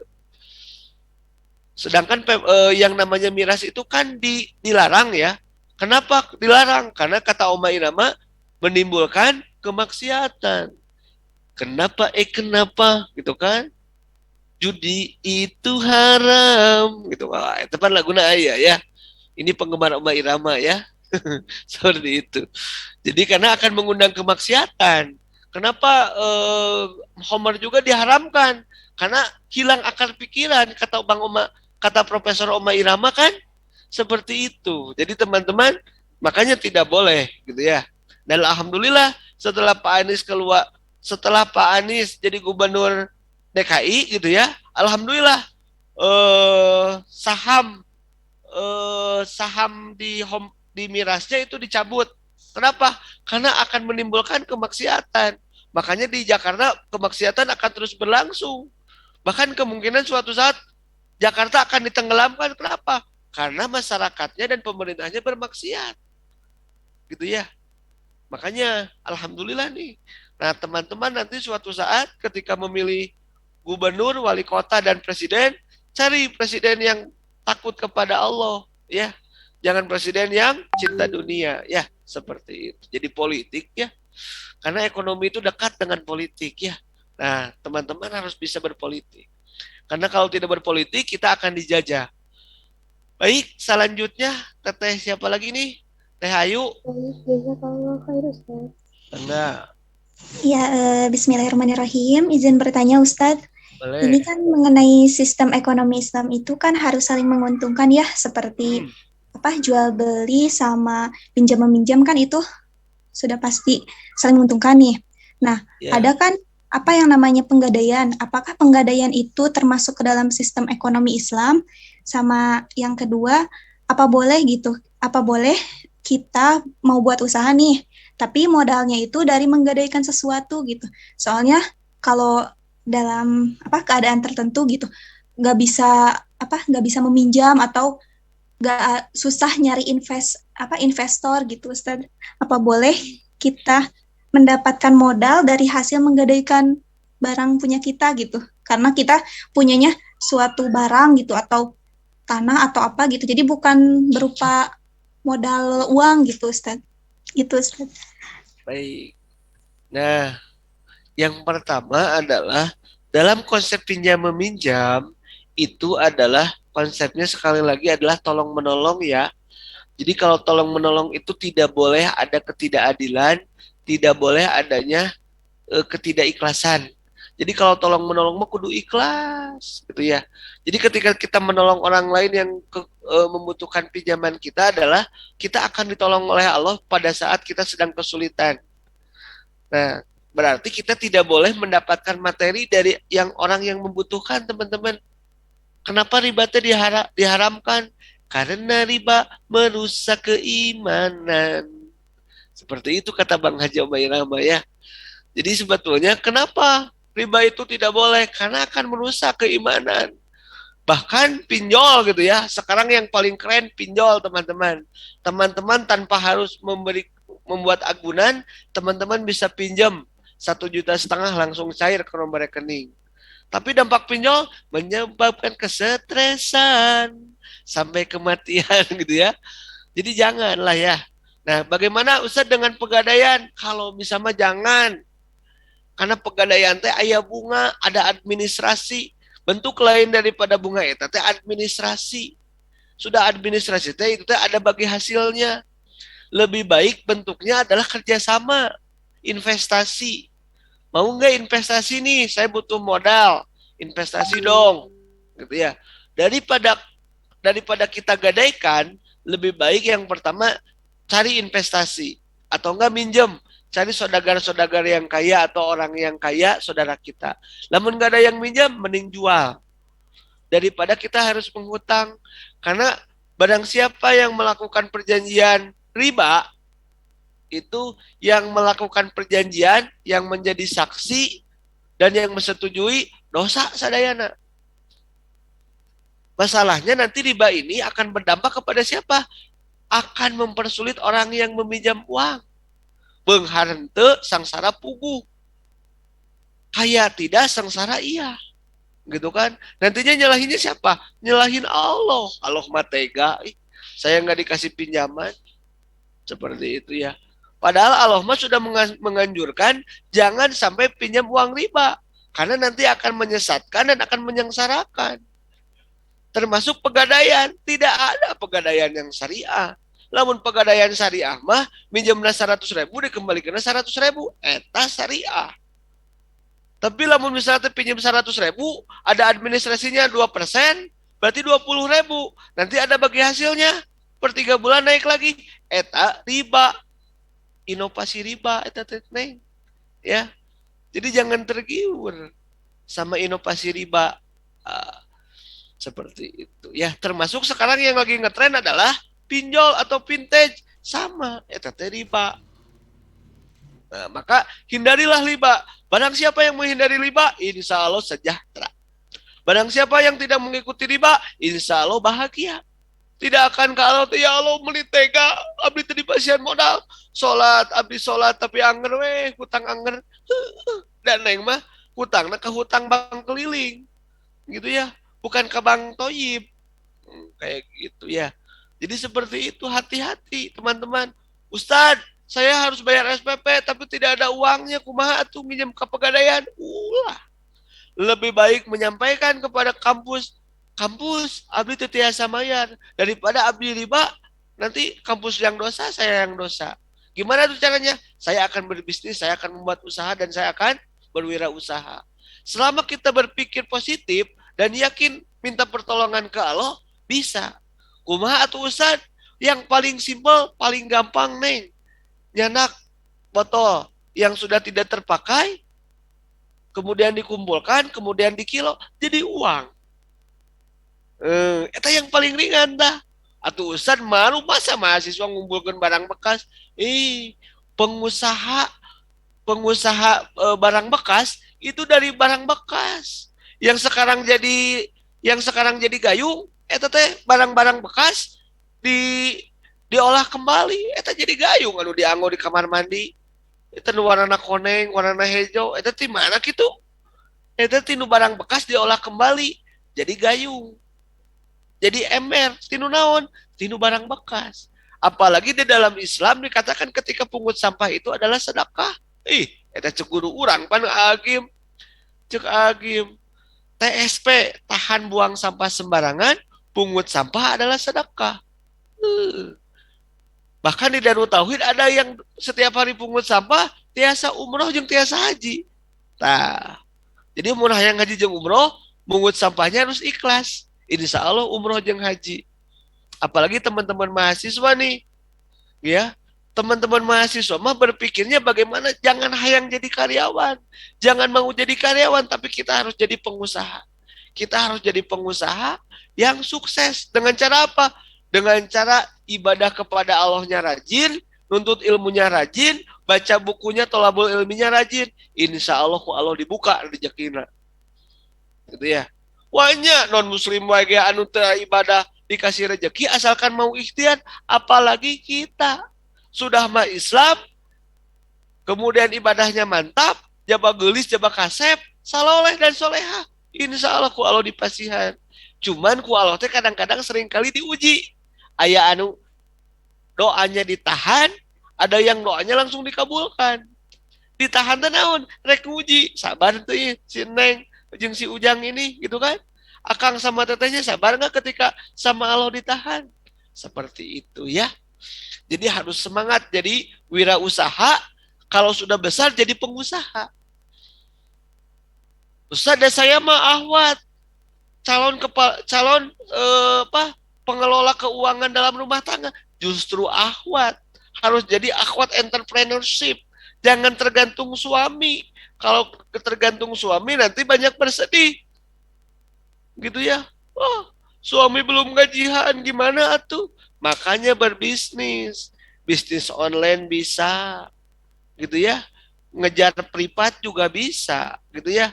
Artinya banyak cara nih sekarang mah. Gitu ya. Ustaz, gimana kalau kita nggak punya modal? Kita masarin aja, nanti kita naikin harganya. Boleh tidak dalam Islam? Boleh jual beli mah. Yang tidak boleh teh, pinjam meminjam tidak boleh dilebihkan. Haram. Sekali haram, kata Bang Omar Irama, sekali haram tetap haram. Itu ya. Tidak boleh haram jadi halal ya. Seperti itu. Baik, bisa dipahami ya? Ya Ustaz, jadi penggadaian itu bukan termasuk sistem ekonomi Islam gitu ya? Bukan, itu mah lembaga keuangan yang bagian daripada mutasi riba. So, tapi kalau misalnya tuh pegadaian tidak ada kelebihan, itu boleh. Nah, nanti kalau bisa mah teman-teman membuat nih lembaga pegadaian yang syariah. Lembaga yang ketika dia mau menggadaikan tidak ada kelebihan. Misalnya menggadaikannya 100.000 ya. Misalnya barang nitip, nanti kalau sudah ada dikembalikan, tidak boleh ada kelebihan. Ustaz, keuntungannya di mana lamun teu aya kelebihan? Di Allah. Dan lumayan rezeki saha? Allah. Rezeki yang kita titipkan itu milik Allah. Gitu ya. Jadi orang mah tong sieun miskin. Justru dengan miskin itu akan dekat ke surga. Kemudian miskin harta mah lebih bahagia karena mau dihisap. Iya guys, miskin iman, itu jadi masalah. Lebetna ke neraka. Ya, seperti itu. Oke? Iya, Ustaz. Baik. Syukran, Ustaz. Baik, jadi nanti mudah-mudahan kita bisa buat lembaga ya, lembaga syariah pegadaian yang tidak ada iming-imingnya bunga atau administrasi. Ustaz, di mana keuntungannya? Ibadah dan sedekah. Barang siapa yang membantu kesulitan orang lain, maka Allah akan membantu kesulitan antum di saat yang tidak tertentu. Ya, seperti itu. Baik, kayaknya Tasri udah mau bertanya nih, lebih inovasi lagi. Silakan, Mangga. Bismillahirrahmanirrahim. Izin bertanya, Ustadz. Boleh. Keberhasilan dalam ekonomi Islam ini bisa dilihat dari apa? Kemudian aturan dalam tenaga kerja, entah itu dalam memberi upah atau dalam hal yang lainnya, Ustadz. Baik. Jadi kesuksesan dalam ekonomi Islam adalah bagaimana kita mencapai kemaslahatan atau kebermanfaatannya.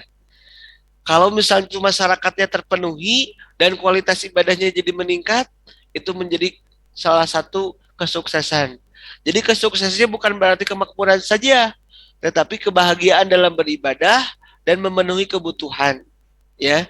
Yang kedua adalah apa sih indikator daripada apa tadi teh? Keberhasilan Keberhasilan apa? dalam ekonomi Islam. Baik. Nah, keberhasilannya adalah bagaimana nanti masyarakat sejahtera, kemudian ekonomi tentram, semuanya kebahagia.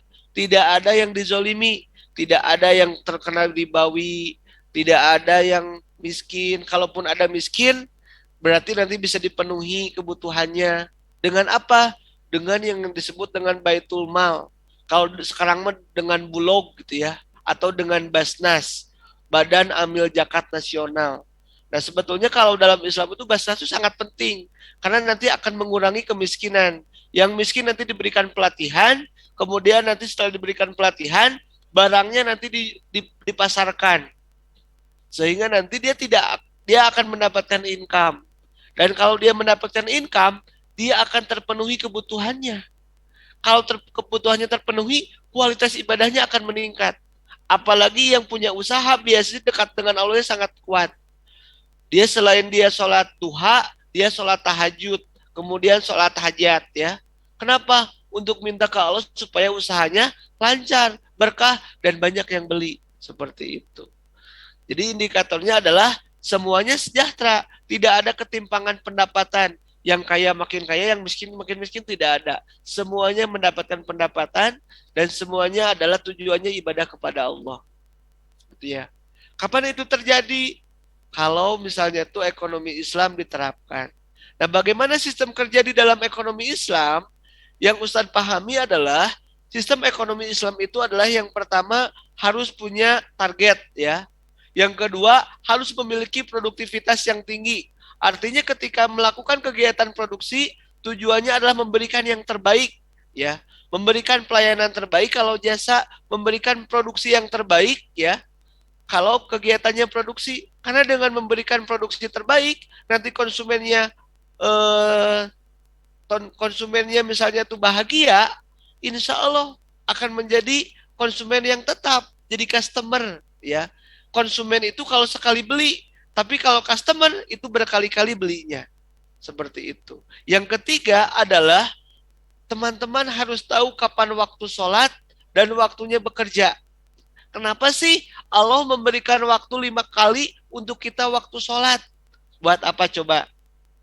Buat supaya kita bahagia, teman-teman. Kenapa bahagia, Ustadz? Kabayang lamun setelah duhur terus bekerja. Maka kok Allah diberikan waktu duhur untuk sholat. Allahu Akbar, Allahu Akbar. Pas waktu duhur teh setengah 12 jam 11.36. Pada saat itu berhentilah bekerja, tinggalkan pekerjaan. Kenapa? Karena akan menimbulkan kesetresan. Ambil air wudhu, seger, masya Allah. Kemudian istirahat. Kalau dalam Islam bagusnya apa? Khalilullah. Holilullah teh setelah apa? Setelah duhur. Kalau lamun sebelum duhur mah kabablasan. Eta anu ngagugahkeun. Bagusnya waktu setelah duhur teh tidur dulu setengah jam. Tidur yang efektif teh merem, tapi meremnya adalah efektif. Ulah imam merem sampai gulang-guling, Pan. Seperti itu. Setelah bangun teh ambil air wudhu lagi, kemudian bekerja, produktivitasnya meningkat. Waktu asar, Allahu Akbar, eta bujur geus cangkeul kan, di depan komputer jeung mata sudah berair. Kenapa? Ambil air wudhu. Kenapa? Waktunya sholat untuk apa?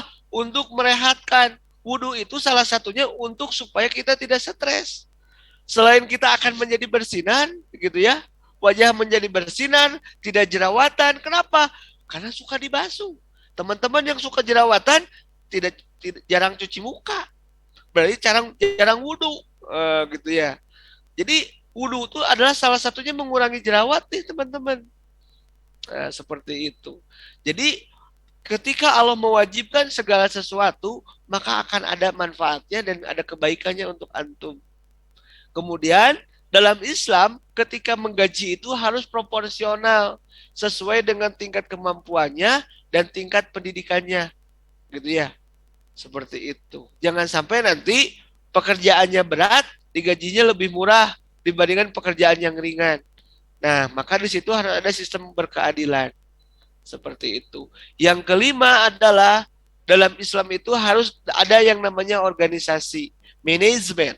Harus ada mengelola, ada skala prioritas, ada pembagian divisi, ada bagian produksi, ada bagian marketing, ada bagian administrasi, ya, ada kepala, ya, atau khalifah. Untuk apa? Untuk mengambil sebuah keputusan. Keputusannya secara apa? Bukan secara nafsu, tergesa-gesa, tapi selewat musyawarah. Melalui apa? Istihoroh, hajat, baru diputuskan.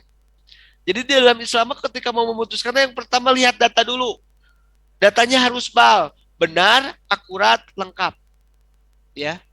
Kalau mau menentukan gaji naik, yang pertama lihat profitnya berapa. Yang kedua, lihat biaya produksinya, ya. Produksinya tercukupi enggak? Kemudian bagaimana kapasitas produknya? Skala produksinya naik enggak? Nah, kalau naik, naikin. Karena barang siapa yang menaikkan gaji atau upah, maka nanti rezekinya tidak akan dikurangi, justru ditambah. Apalagi kalau karyawan tersenyum dan bahagia.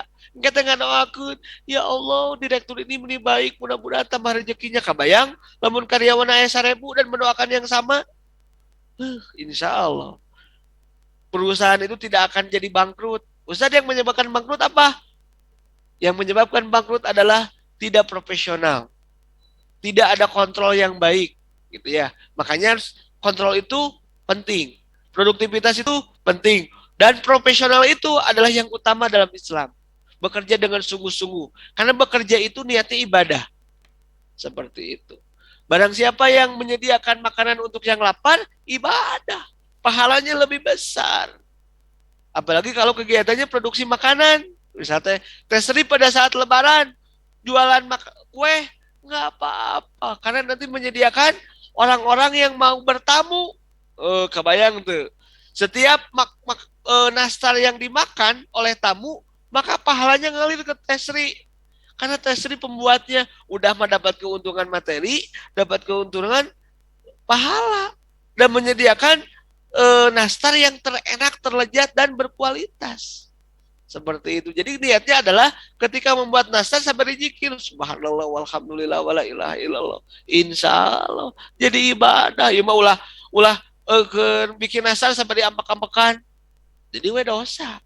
Rasanya tuh enak dibanding bantat gitu kan. Wah, rugi ya. Seperti itu ya. Ya, Ustadz, jadi kekhasan khas yang paling utama dalam ekonomi Islam ini kemaslahatan dan bahagia ya Ustadz. Ya, betul. Jadi tujuannya adalah kemaslahatan. Kalau mencapai kemaslahatan, itu insya Allah akan menjadi yang utama ya. Jadi Ustadz, ketika ekonomi Islam ini ditegakkan, peluang besar dalam menghapus kemiskinan itu besar ya Ustaz? Besar. Justru dalam sejarah ya Ustadz baca, tidak ada di zaman Rasulullah itu kemiskinan. Kenapa? Karena ekonomi Islam itu ekonomi berkeadilan. Dan sekarang saja sudah dibuktikan di Malaysia dan di Inggris serta di Turki itu sudah menggunakan sistem ekonomi Islam. Tidak kok, tidak sengsara. Nah, cuman ada ketakutan ekonomi Barat kalau ekonomi Indonesia diganti dengan ekonomi Islam. Wah, Indonesia menjadi khalifah nanti di muka bumi gitu ya. Padahal khalifahnya kan Zulkarnain ya, bukan Jokowi kan. Seperti itu. Seperti itu. Jadi artinya apa? Nah, artinya bahwa teman-teman sebagai agen ekonomi Islam, ayo kita mulai tegakkan ekonomi Islam itu di lingkungan keluarga, teman-teman. Secara mikro, secara parsial. Teman-teman mulai menghindari riba lah minimal. Pokoknya mah kalau butuh uang daripada orang harus ngagadekeun, jual we da kayak kapeser deui. Daripada orang jadi umat amit gitu ya. Lieu gitu kepala teh di plesteran ieu kayak koyo cabe gitu kan naon eta bunga si emang nagih wae. Telepon di pareuman. Kenapa? Karena lewat telepon gitu kan. Seperti itu ya. Itu ya, Tesri. Ya, satu lagi Ustadz boleh. Boleh. Tawar-menawar dalam Islam itu diperbolehkan kah Ustadz? Baik, tawar-menawar dalam ekonomi Islam itu boleh. Yang tidak boleh mah lamun tawar-menawarnya di masjid. Tapi kalau di luar masjid mah menang, lamun di masjid dagang teu kengeng. Gitu ya, karena itu mah tempat yang baik ya. Justru tempat yang buruk itu di pasar. Kenapa? Karena di sana kemaksiatan ada, kejahilan ada gitu ya. Makanya harus dibalut dengan keimanan. Boleh itu Ustaz tawar menawar? Boleh. Ijab kabul eta teh penting justru. Gitu ya. Boleh diperbolehkan. Dalam jual beli ya. Ustaz kalau dalam simpan pinjam boleh nggak? Tidak boleh ada tawaran. Tidak boleh ada kelebihan pokoknya mah. Titik pokoknya mah ya. Ustaz kumaha lamun kelebihannya diganti ku kue sebagai tanda terima kasih, haram. Pan tidak boleh ada kelebihan dalam bentuk apapun. Supaya hati kita teh ikhlas. Niatnya adalah menolong. Kalau menolong didoakan, ditolong teh ya Allah. Mudah-mudahan Tesri yang sudah memberikan pinjaman jadi kaya. Amin. Amin.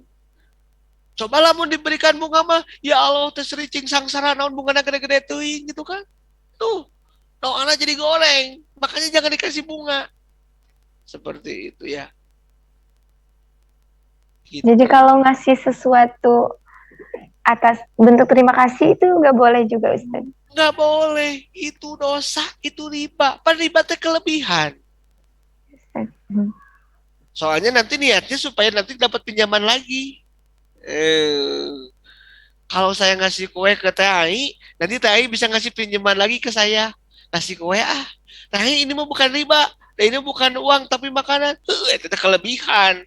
Pan pengertian riba itu kelebihan, Neng. Kasep, ya. Jadi jangan ada kelebihan. Mun mau bersedekah di waktu yang lain, luruskan niat. Saya mau sedekah itu karena kelebihan mau dibagikan. Ulah niatnya supaya Teh Ai ngasih pinjaman lagi ke saya. Maka aku kasihin deh kue buatan saya nih buat Teh Ai. Jangan. Ya Teh Ai jangan mau nerima nih Teh Ai. Awas nih. Tipu muslihat. Baik ya, Tesri gitu ya. Ya, jazakallah Ustaz. Baik. Sepertinya Teh Ai juga mau bertanya nih ya. Semangat Teh Ai. Bismillahirrahmanirrahim. Ustaz izin bertanya. Mungkin ini mah pertanyaannya agak sepele, tapi greget kalau nggak ditanyain. Sok atulah. Biar jawabannya nanti greget lah. Sok enggak. Ini Ustaz, kan katanya tadi investasi teh ada yang halal, ada yang enggak. Nah, bentuk investasi apa saja yang diperbolehkan dalam Islam?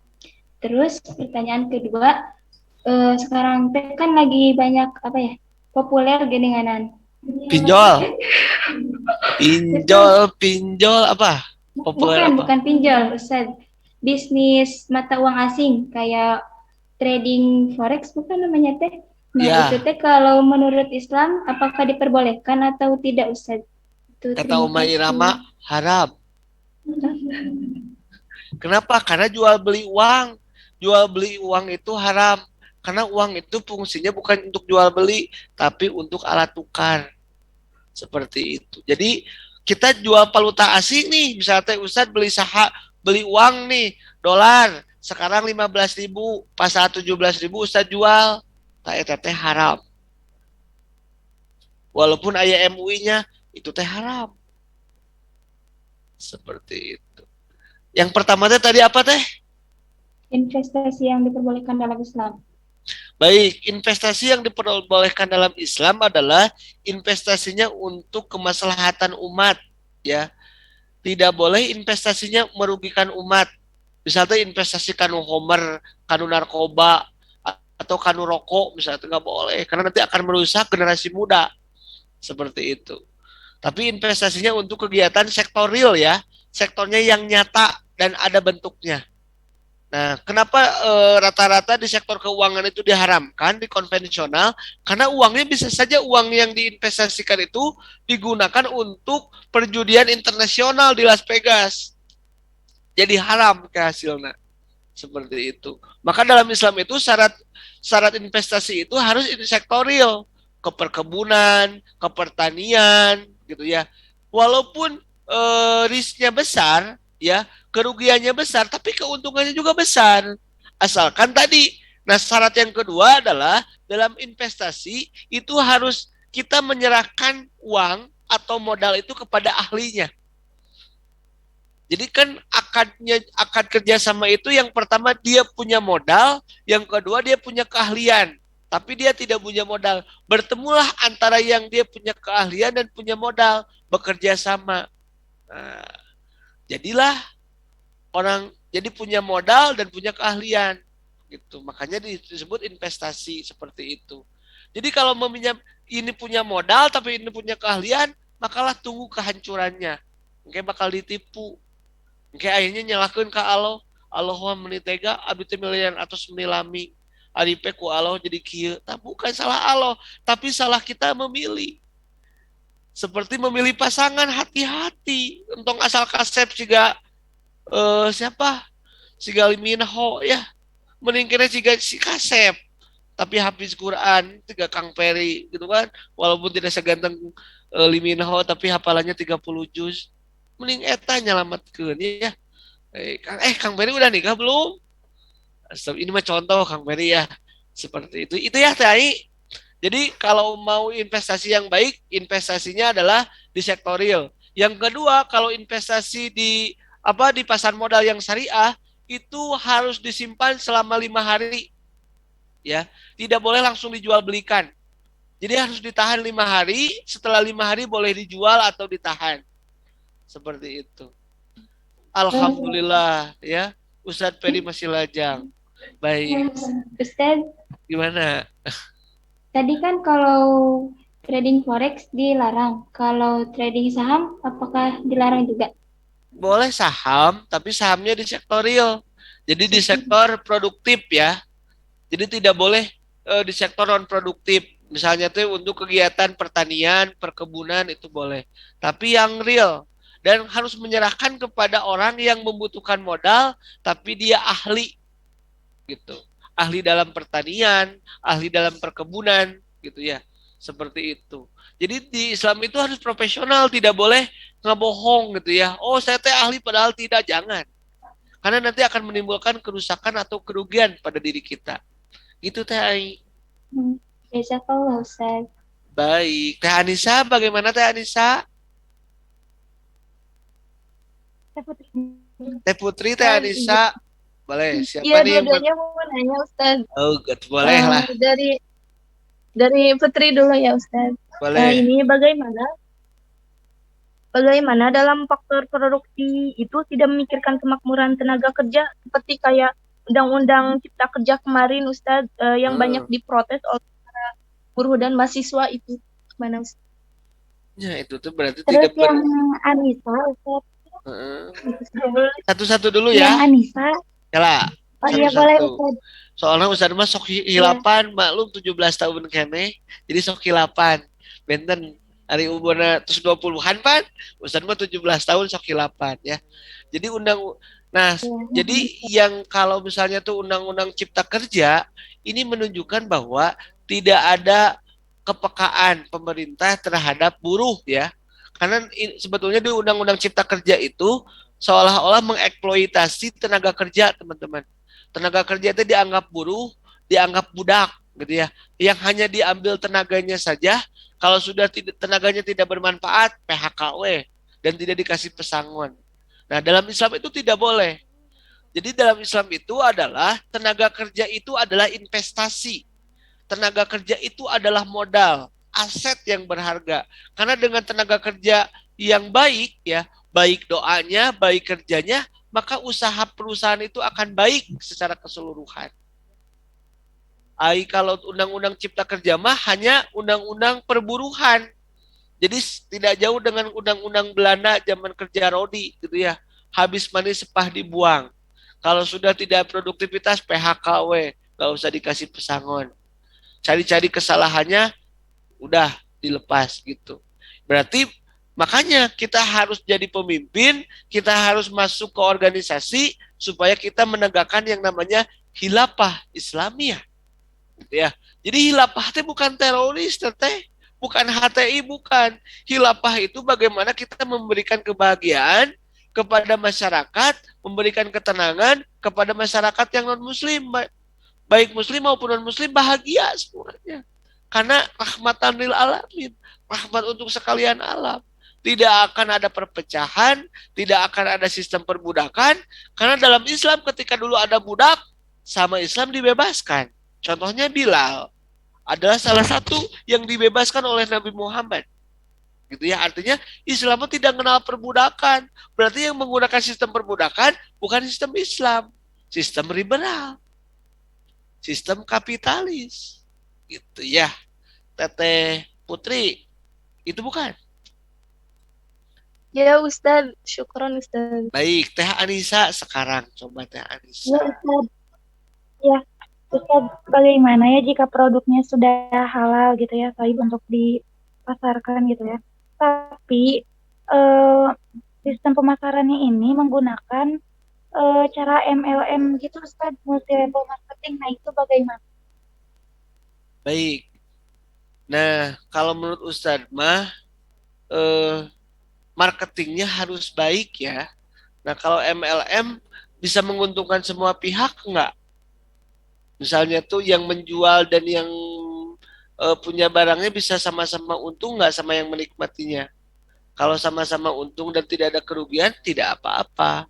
Tetapi kalau menjadi keberatan, ya menggunakan sistem yang lain dong. Dengan apa? Dengan memberikan promosi, kemudian diskon ya, kemudian dengan ada testimoni gitu kan, itu salah satu untuk marketing. Yang paling penting dalam marketing itu adalah marketingnya ke Allah. Minta ke Allah untuk memulak-balikan hati-hati pada pembeli, maka kualitas duhanya harus ditingkatkan. Saum Daudnya atau saum Senin Kamisnya harus bagus, tahajudnya harus mantap, tilawahnya harus mantap, dan hajatnya harus mantap. Insya Allah marketingnya akan bagus. Tapi masalahnya marketingnya bagus, tapi ibadah ke Allahnya kurang bagus, insya Allah akan jelek hasilnya teh. Seperti itu. Oke teh. Jadi marketing ke Allahnya harus bagus dulu. Gitu ya. Ya Ustadz, syukron. Baik. Teh Malika. Malika. Baik. Assalamualaikum warahmatullahi wabarakatuh. Izin bertanya Ustadz. Boleh. Kan tadi kalau gaji itu harus proporsional. Antara pendidikan sama skill. Nah, kalau misalnya ada yang skillnya tuh bagus, tapi pendidikannya tuh masih SMK sama skillnya yang standar, tapi pendidikannya lebih tinggi, itu gajinya gedean yang mana ya Ustadz? Sama kan tadi yang gajian S1 waktu gedenya. Karena S1 dianggap memiliki keahlian. Nah, apa yang harus kita lakukan? Yang SMK harus kuliahkan. Yang muliahinnya siapa? Perusahaan dong. Karena kan kalau nanti SDM-nya berkualitas dan bagus, gitu ya, insya Allah nanti akan bagus juga hasilnya, outputnya gitu. Sama kan tadi harus yang keahlinya gitu. Kalau reksadana itu kayak gitu ya Ustadz, reksadana. Kalau reksadana yang Islami mah Berarti dia ke sektornya perumahan, ke pertanian gitu. Nah, reksadana juga harus milih-milih. Jadi nanti diinvestasikannya di mana nih uang kita. Jangan sampai ada uang apa Bitcoin gini. Masih ingatkah Bitcoin? Tahu nggak Bitcoin? Nah, Bitcoin juga adalah salah satu seperti reksadana mengumpulkan dana ya. Itu haram, teman-teman. Sekali lagi. Baik. Selanjutnya Teh Siti dulu. Mangga Teh Siti. Apa Ustaz izin bertanya? Kan semakin ke sini teknologi semakin berkembang. Maka setiap alat yang sudah canggih makin canggih dan yang tidak ada pun Jadi ada ya. menjadi ada. Ya. Nah, dengan begitu apakah akan mengurangi beban atau pekerjaan dari sumber daya insani atau malah mengurangi penggunaan sumber daya insani? Baik. Baik, sebetulnya dengan adanya teknologi, kalau misalnya itu teknologinya itu lebih berkualitas dan SDM-nya berkualitas, justru ini menjadi tantangan. Ya, akan menjadi lebih besar gajinya atau insentifnya. Tetapi kalau masalahnya adalah sumber daya insaninya tidak berkualitas, maka akan menjadi ditinggalkan. Seperti itu. Makanya nanti bagaimana atuh langkahnya? Maka langkahnya adalah dengan melakukan pelatihan dan pembinaan kepada sumber-sumber daya insani yang belum memiliki pendidikan yang cukup dan keahlian. Seperti itu. Gitu Teh Siti.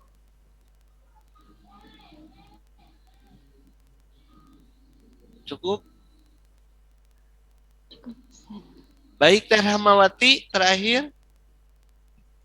Bismillah Ustaz, izin bertanya lagi boleh? Boleh atuh. Menurut Ustaz tentang kredit itu bagaimana Ustaz? Kumaha tuh? Misalnya, kita pengen Contoh. beli barang misalnya atau rumah atau misalnya tapi belum punya uang dengan sepenuhnya gitu, tapi pengen jadi pengen dikredit dulu itu. Jangan. Dosa. Apa itu riba atuh neng gelis. Gitu ya. Soalnya sekarang mah KPR-nya belum KPR syariah. Memang tidak ada penalti, tidak ada penjabalan, tapi ada pelelangan seperti itu. Nah, bagusnya kalau sama Rasul mah dikatakan apa yang harus dilakukan. Rasulullah menganjurkan umat manusia, umat Muhammad tidak boleh berhutang. Lamun berhutang kayak akan dekat kezaliman. Nanti akhirnya akan jauh dari Tuhan. Deketna katuyul, ya. Nanti kita akan jadi menzalimi diri sendiri. Rasulullah menganjurkan kalau kita mau membutuhkan rumah, kumaha nabung neng, nabung, ikhtiar dan usaha, insya Allah bisa. Apakah bisa nggak Ustaz? Bisa. Ya nggak punya uang untuk umroh juga bisa umroh dengan apa? Dengan doa. Doa itu merubah takdir. Yang kedua kita berikhtiar dan menabung terus. Bagaimana Ustaz strateginya?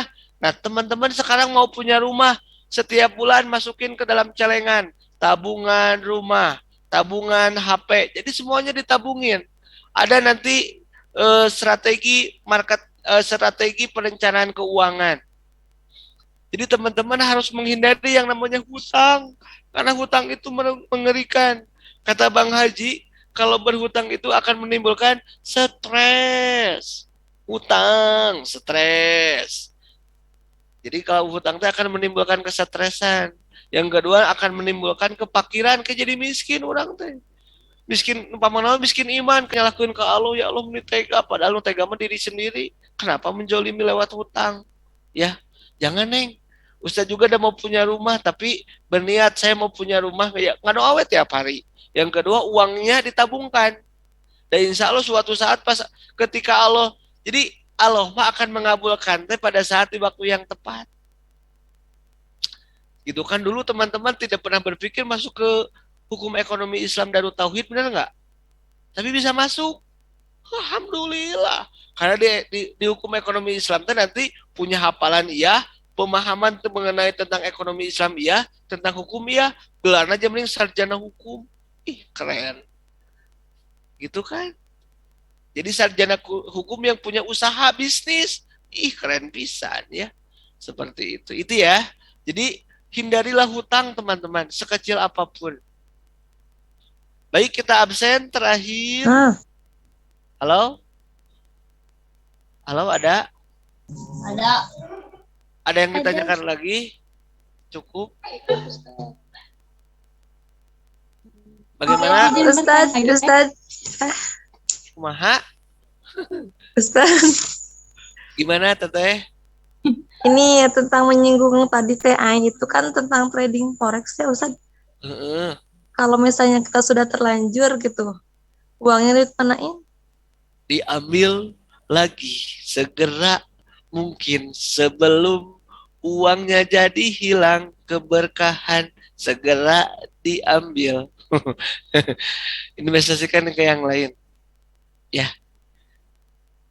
Sebelum tambah dosanya semakin besar, ning diambil segera mungkin. Karena nanti efeknya tidak akan ada keberkahan teh. Itu masalahnya mah. Jadi kita banyak uang, tapi uangnya nguap. Karena Ustadz pernah berada di sana. Ustadz adalah pemain saham, pemain forex yang penghasilannya 50 juta per hari. Ustadz sampai punya, bisa sehari itu bisa untung sampai 300 juta. Tapi di akhir periode Ustadz punya hutang 1,3 miliar, 1,2 miliar, teman-teman. Itu teh akibat forex. Forex teh mengakibatkan nafsu tingkat tinggi, tingkat dewa, nafsu nauge. Ketika sudah ini, aduh, mau takut rugi tambahin lagi gitu.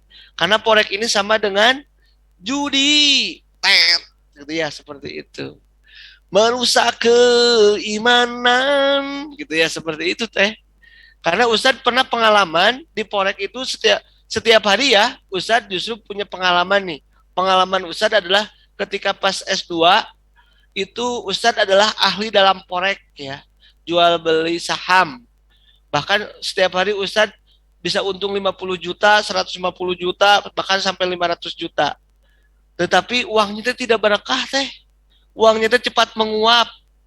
Sholat ya, sholat jadi dingke-engke. Anu sholat duhur jadi sholat setengah asar. Jadi karek asar karek sholat duhur. Mau sholat asar rek maghrib karek sholat asar. Mau maghrib sholat nanti menjelang isya. Mau sholat subuh menjelang duha. Coba kebayang tuh. Alah, eta uangna banyak tetapi menguap. Aya penyakit teh mah, ada diambil, diinvestasikan, uangnya dicuri orang, macam-macam. Jadi ketika tidak berkah teh, uangnya cepat datang tapi cepat hilang. Itulah ketidakberkahan gitu. Kenapa Ustadz menyatakan itu? Ustadz sebagai Ustadz yang dicari debt collector, sampai nggak mau pulang, sampai bertemu Agim, aku banyak hutang, aku mau bunuh diri aja deh. Kata bunuh diri tidak akan menyelesaikan masalah. Bagaimana atuh sok kalau berkhidmat tidak tauhid, dengan berapa coba gajinya dulu? 250.000. Pendidikan apa? S2 dong, S2 Unpad gajinya 250.000.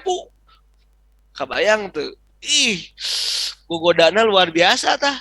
Kan tadi pendidikan dan gaji tidak seimbang kan? Zolim tah. Gitu ya sebetulnya mah. Tapi kan bukan itu masalahnya gitu ya. Nah, ternyata dengan memperbaiki kualitas ibadah akhirnya dan keluar dari forex itu ternyata hutangnya alhamdulillah terbayar, teteh. Seperti itu. Jadi forex itu menimbulkan ketagihan, seperti kita ketagihan terhadap judi. Kan forex itu seperti judi teh. Kira-kira untung atau enggak ya kalau kita jual gitu. Itu yang membahayakan. Bisa juga Ustadz gitu. Lehung belum dulu mah Ustadz belum menikah. Kabayang kalau sudah menikah diceraikan juga nama ku istri teh. Gak mau suami punya hutang. Cerai saja sampai sini gitu kan. Gitu ya. Jadi hindarilah ya seperti itu. Baik ya. Oke ya. Sedikit lagi. Boleh, sok nuhun. Ini Ustadz yang tadi tentang rumah itu ya Ustadz. Kalau misalkan nih kita pengen punya rumah, kemudian disepakati harganya misalkan segini, kemudian tapi dengan DP yang lumayan besar itu gimana Ustadz? Baik. Tapi kesepakatan. Baik. Jadi masalahnya ya, teman-teman harus pahami dalam KPR rumah itu ada bunga atau ada bagi hasil. Jadi bagi hasilnya itu per tahun, teman-teman. Seperti itu. Itu yang jadi masalah. Tapi kalau jual beli aja, ketika kita tidak bayar, kita tidak jadi ada kelebihan bagi hasil, itu nggak jadi masalah. Yang jadi masalah mah, kalau kita nunggak, barang itu teh harus dilelang. Gitu nggak? Nah, makanya sebelum melakukan akad, baca dulu akadnya. Orang Indonesia mata maca akad. Darusuh teh karena sudah punya rumah, tanda tangan 14 materai dibaca tara. Padahal salah satu klausalnya adalah kalau teman-teman tidak bisa bayar, rumah itu harus dilelang. Nah, nanti uang yang sudah masuknya dikembalikan, sisanya uang yang sisa hutangnya dibayarkan, yang kelebihannya dikembalikan. Kita riba gelis.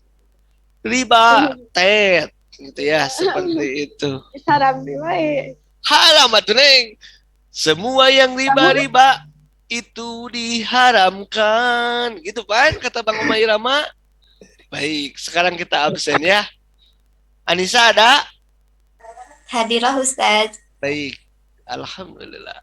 Nah, itu ada ya. Ahmad, Sadat mah nggak ada ya? Tidak ada Ustaz. Ajro ada Ajro? Hadirah Ustaz. Agnia. Ada Ustaz. Ai Homisyah. Hadirah Ustaz. Alicia. Hadir Ustaz. Baik ya. Anissa, Oktaviani. Ayu. Ayu ada Ayu. Hadirah Ustaz. Baik. Ini. Sebentar. Ayu ada. Ayu ada ya. Fahri, Arik ada. Hadir Ustaz. Hadir. Ferry. Hadir Ustaz. Fauzi. Hadirah Puji Ustaz. Puji ya, bukan Fauzi ya. Puji. Aduh, sudah gak? Ikhwan ada Ikhwan? Tidak ada Ustaz. Tidak ada. Jas ya. Hadirah Ustaz. Alhamdulillah. Lina. Hadirah Ustaz. Lutfi. Hadir Ustaz. Malikah. Hadir Ustaz. Alhamdulillah. Mei. Hadirah Ustaz. Miss Meu Niati. Miss Weniati.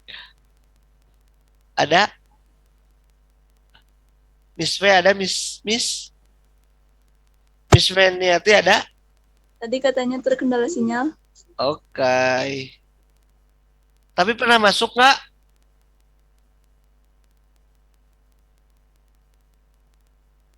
Baiklah, diadakanlah. Gazi. Hadir Ustaz. Muhammad Hilmi. Hadir Ustaz. Muhammad Suryana.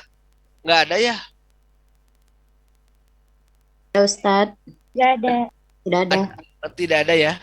Nada. Hadirah Ustaz. Nada dan dakwah ini teh. Oma Irama ya. Nopal Hakim. Hadir Ustaz. Alhamdulillah. Kemudian Novita. Hadir Ustaz. Alhamdulillah. Niken. Hadirah Ustaz. Putri. Hadirah Ustaz. Alhamdulillah. Rahmawati. Hadirah Ustaz. Rayani. Keluar Ustaz. Mengundurkan diri. Oh, mengundurkan diri, baiklah. Sudah ini teh. Oh, ini belum. Sedikit lagi ya. Senja ada Senja? Hadir Ustaz. Baik. Senja. Siti Mariam. Hadirah Ustaz. Sri Meli Mulyani. Hadirah Ustaz. Susanti. Hadirah Ustaz. Tiara aja. Hadirah Ustaz. Oh, baik. Tiara Oktaviani. Hadirah. Alhamdulillah. Yuni, Yani, Hadirah Ustadz. Yusri, Hadirah Ustadz. alhamdulillah. Putri Indriani, Hadirah Ustadz. Mita Safa Natasha. Hadirah Ustadz. Alhamdulillah, luar biasa. Belum ke absen. Siapa?